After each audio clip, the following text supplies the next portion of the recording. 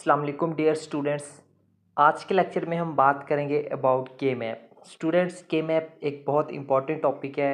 अगर हम एग्ज़ाम्स के अकॉर्डिंग बात करें तो के मैप इसको आपने बहुत अच्छे तरीके से समझना है, ठीक है। बाद में जो नेक्स्ट आने वाले 2 लेक्चर्स में हमने इसकी मिनिमाइजेशन भी करनी है एसओपी और पीओएस के लिहाज से।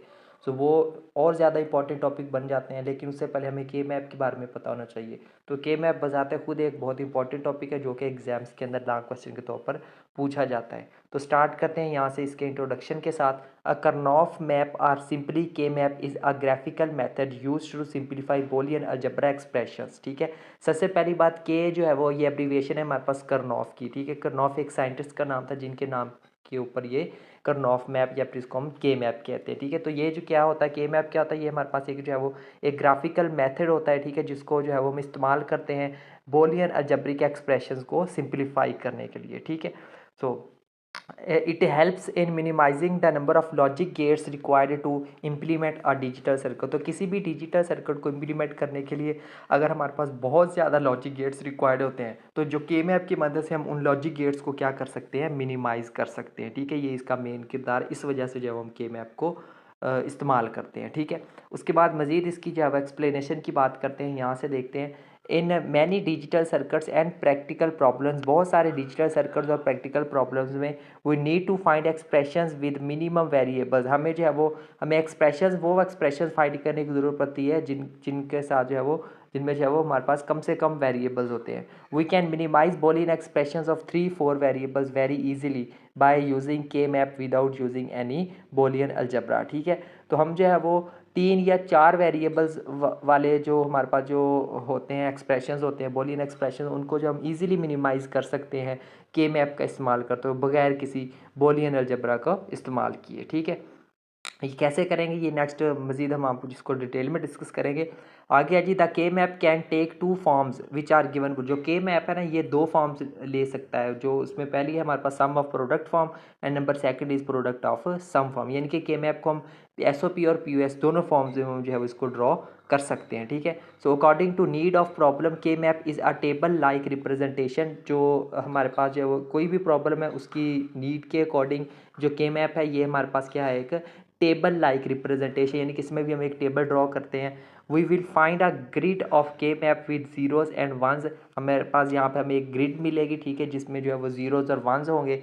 देन सॉल्व इट, फिर जो है हम इसको सॉल्व करते हैं by making groups of pairs or quad. फिर जो है वो हम उनके जो है वो पेयर्स बनाते हैं और क्वाड्स या फिर क्वाड्स बनाते हैं। वो क्वाड्स बनाते हैं, पेयर्स भी बनाते हैं, ये कैसे बनाते हैं ये सारा कुछ हम अभी डिस्कस करते हैं। सो आगे हैं जी हमारे पास steps to solve expression using a K map. तो कोई भी हमारे पास अगर एक एक्सप्रेशन दिया हुआ है, बूलियन एक्सप्रेशन दी हुई है, उसको हमने जो है वो के मैप को इस्तेमाल करते हुए हमने उसको सॉल्व करना है। तो कैसे सॉल्व करेंगे, उसके कुछ स्टेप्स होंगे, जिसमें पहला स्टेप है हमारे पास select the K map according to the number of variable. सबसे पहले तो हमने के मैप को सिलेक्ट करना है हमारे पास जितने नंबर ऑफ वेरिएबल्स होंगे, यानी कि जितने वेरिएबल्स होंगे ना उसके अकॉर्डिंग हमने सबसे पहली बात तो के मैप को सिलेक्ट करना है, ठीक है।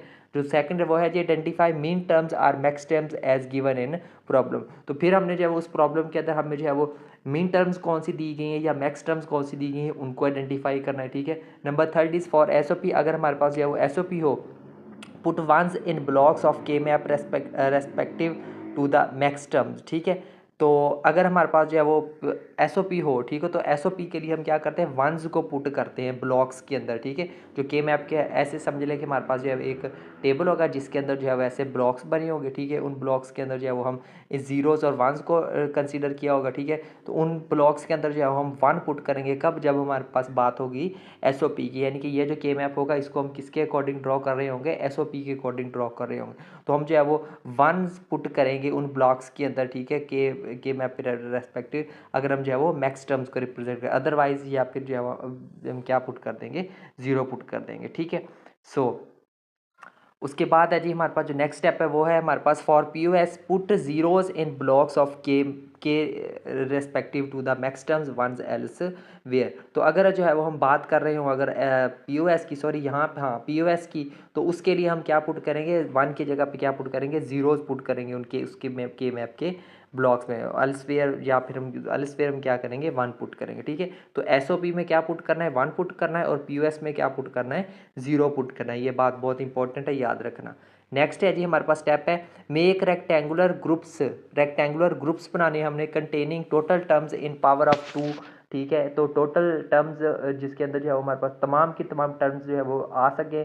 ठीक है, तो वो हम कैसे उसको हम 2 की पावर में ले लेंगे। अगर हमारे पास 2 वेरिएबल्स हो गए तो 2 की पावर 2, अगर 4 वेरिएबल्स हो गए तो 2 की पावर 4 एंड सो ऑन।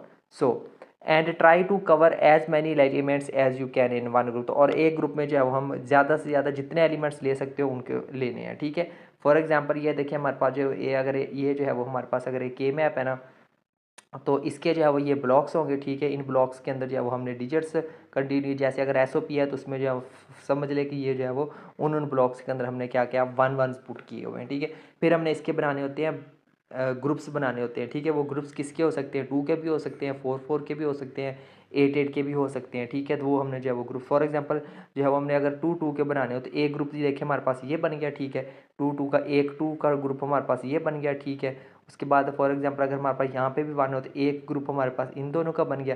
फिर एक ग्रुप इसका और इसका भी बन सकता है कि कैसे, क्योंकि अगर हम इसको फोल्ड करके लिखे तो ये भी दोनों एक दूसरे के ऊपर आएंगे। इस तरह से इनका भी जो है वो एक ग्रुप बन सकता है। ठीक है, तो ये इस तरह से जो है हम 2 के ग्रुप्स बनाएंगे। इसी तरह से अगर हमारे पास जो है वो कोई 4 एलिमेंट्स इकट्ठे हुए हैं तो उन 4 एलिमेंट्स का जैसे इन 4 का जो है वो एक ग्रुप बन गया हमारे पास। ठीक है, एक ग्रुप जो है वो हमारे पास इन 4 का बन गया। ठीक है, तो इस तरह से जो हम क्या करते हैं 2 4 8 और सो ऑन इसी टेबल के साथ जो हम क्या करते हैं इनके ग्रुप्स बनाते हैं। ठीक है, from the groups made in step 5, तो इस स्टेप के अंदर हमने जो ग्रुप्स बनाए हैं find the product terms and sum terms then आप फॉर एसओपी फॉर्म। ठीक है, तो फिर जो है उनमें हम प्रोडक्ट टर्म्स फाइंड कर लेते हैं और साथ में जो है वो सम उनको फिर सम कर लेते हैं एसओपी फॉर्म के लिए। ठीक है, तो ये कुछ स्टेप्स है। मजीद इसको जो हम एग्जाम्पल की मदद से सॉल्व करेंगे तो फिर हमें ज़्यादा समझ आएगी।